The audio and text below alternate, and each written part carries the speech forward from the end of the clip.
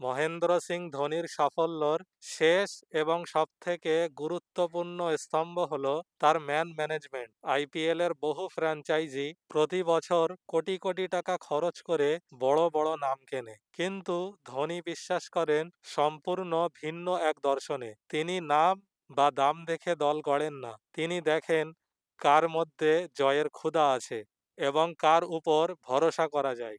CSK কে বলা হয় খেলোয়াড় তৈরির কারখানা, আর সেই কারখানার প্রধান কারিগর স্বয়ং ধোনি। অন্যান্য দল যেখানে দু তিনটি ম্যাচে রান না পেলেই খেলোয়াড়কে বেঞ্চে বসিয়ে দেয়, ধোনি সেখানে উল্টো পথে হাঁটেন। তিনি খেলোয়াড়দের ব্যর্থতার দিনে তাদের কাঁধে হাত রাখেন। শেন ওয়াটসনের কথা ভাবুন, বারবার ব্যর্থ হওয়ার পরেও ধোনি তাকে বসিয়ে দেননি। ফলাফল 2018 সালের ফাইনালে সেই ওয়াটসনই সেঞ্চুরি করে দলকে চ্যাম্পিয়ন করেছিলেন। ধোনি জানতেন বড় মঞ্চের খেলোয়াড়কে আত্মবিশ্বাস দিলে সে জয় ছিনিয়ে আনবেই।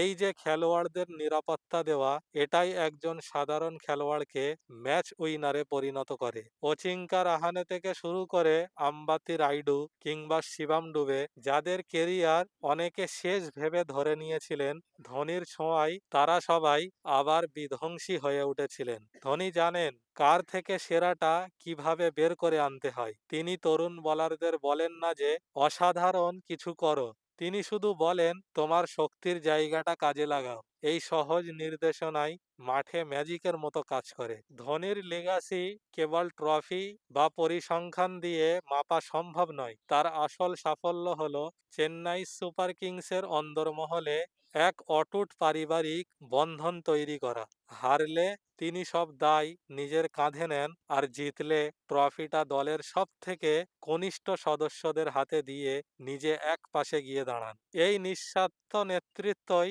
তাকে দলের সবার কাছে শ্রদ্ধার পাত্র করে তুলেছে।